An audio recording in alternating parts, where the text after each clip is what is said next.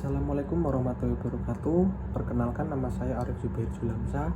Saya dari kelas B2 Fakultas Hukum Universitas Wahid Hasim Semarang.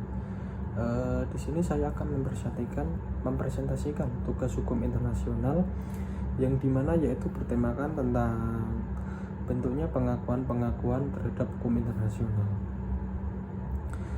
Pertama saya akan mempresentasikan pengertian hukum internasional sendiri.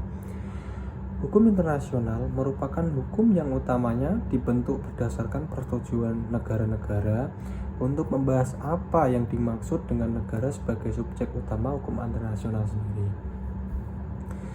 Kemudian pengertian pengakuan dalam hukum internasional, yaitu pengakuan adalah metode untuk menerima situasi-situasi faktual yang kemudian diikuti oleh konsekuensi lainnya. Pengaruh dari pengakuan tersebut yaitu pengaruh yang memberikan kemudahan bagi negara yang bersangkutan untuk melakukan transaksi internasional di kemudian hari. Yang selain itu, pengakuan merupakan penerimaan dari negara lain sebagai subjek hukum terhadap negara lainnya untuk bertindak dalam kapasitas sebagai subjek hukum. Pengakuan dapat dinyatakan secara terang-terangan maupun secara diam-diam. Kemudian adapun macam-macam atau jenis pengakuan ada dua, yaitu pengakuan de facto dan pengakuan de jure. Secara pengertian, pengakuan de facto yaitu secara sederhana dapat diartikan sebagai pengakuan terhadap suatu fakta, yang dimana di sini dimaksud yaitu pengakuan ini diberikan jika faktanya suatu negara itu memang ada. Oleh karena itu, bertahan atau tidaknya pengakuan ini itu tergantung pada fakta itu sendiri. Apa fakta itu, atau yakni negara yang diberi pengakuan tadi, atau bisa bertahan atau tidak. Dengan demikian pengakuan ini bersifat hanya sementara. Beda dengan pengakuan de jure, yang dimana pengakuan de jure adalah pengakuan yang bersifat permanen. Pengakuan ini diberikan apabila negara yang akan memberikan pengakuan itu sudah yakin betul bahwa suatu negara yang baru lahir itu akan bisa bertahan, yang dimana biasanya suatu negara akan memberikan pengakuan de facto terlebih dahulu baru kemudian de jure. Selanjutnya yaitu cara pemberian pengakuan ada dua cara, yang dimana yaitu secara tegas atau expressed recognition dan secara diam-diam atau tersirat.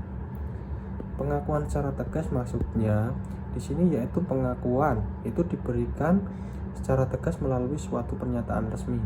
Sedangkan pengakuan secara diam-diam atau tersirat maksudnya adalah bahwa adanya pengakuan itu dapat disimpulkan dari tindakan-tindakan yang dilakukan oleh suatu negara atau yang mengakui.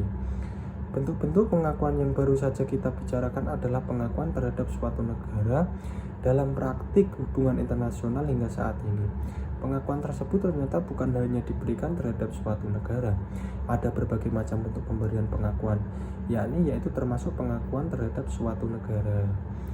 Pengakuan negara baru, jelas pengakuan ini diberikan kepada suatu negara entah berupa pengakuan de facto maupun de jure. Pengakuan pemerintah baru, dalam hal ini dipisahkan antara pengakuan terhadap negara dan pengakuan terhadap pemerintahnya atau yang berkuasa.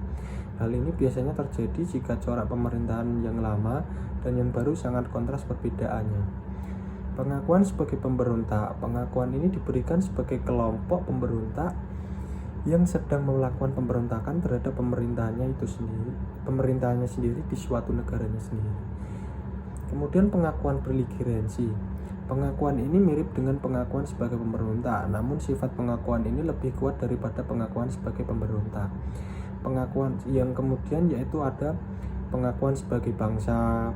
Pengakuan ini diberikan kepada suatu bangsa yang sedang berada dalam tahap membentuk negara. Mereka dapat diakui sebagai subjek hukum internasional. Yang terakhir yaitu pengakuan hak teritorial dan situasi internasional baru, atau sesungguhnya isinya adalah tidak mengakui hak-hak dan situasi internasional baru. Terima kasih, mungkin itu presentasi dari saya. Apabila ada kurang dan lebihnya, saya mohon maaf yang sebesar-besarnya. Wabillahi taufiq wal hidayah. Wassalamualaikum warahmatullahi wabarakatuh.